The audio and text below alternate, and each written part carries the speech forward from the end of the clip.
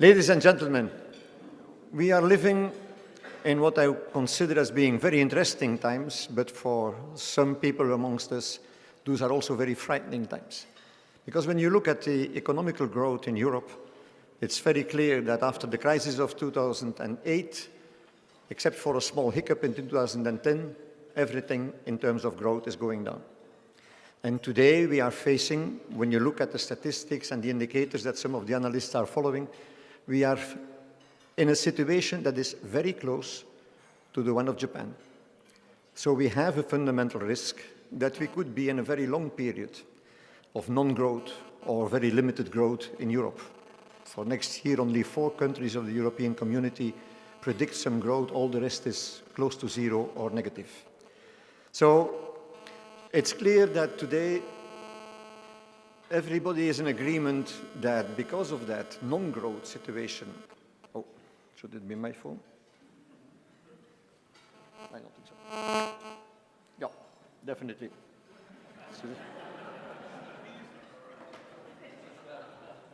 That's far enough. So today everybody agrees that business is at the core of the economic growth for tomorrow. And everybody, then I mean not only the public, but also the people that are running the authorities in all the countries on all the European level. So everybody agrees, focus on companies, on economy, and on sustainable growth. The second constatation is that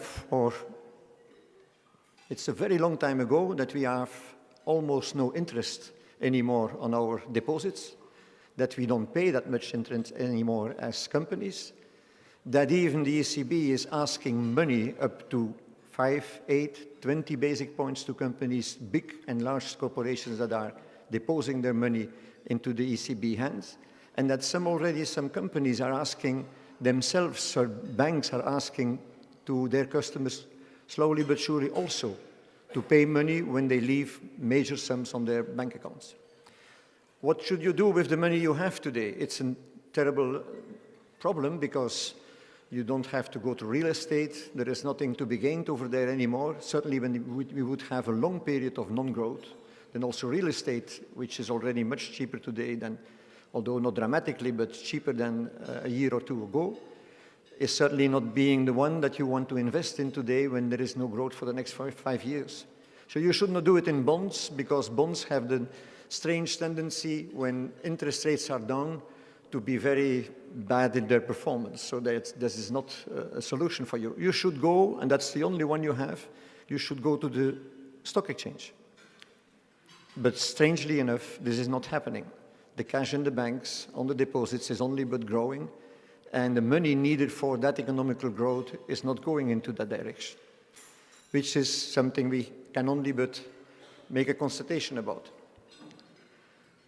European issues over the years, and I'm only very shortly the president, so all the fights that have been done are thanks to the people that have been before me in the field, and certainly to Susanna. European issues has always been acting very decently in his approach to the European Commission, has always said we need a code, a reasonable code, but we have been able to explain to them what the needs for the companies are, both for companies and investors, the real needs for those who want to go to financial markets. We have been successful in defending corporate governance issues and systems in such a way that the European Commissions have taken into account the particularities of smaller and bigger companies and the particularities of the countries on their own, each having their own background, cultural, historical behavior. European Commission has also listened to us when we were talking about other points of interest for the companies, and all of that has happened on a very positive way. Nevertheless, when today you look at the statistics on companies going to the stock exchange, you see that there is only but more regulation than ever, and you see that companies need to be 2 times the size of what they had to be 10 years ago to be able to pay for the money that they have to spend to raise money and to go to the stock exchange.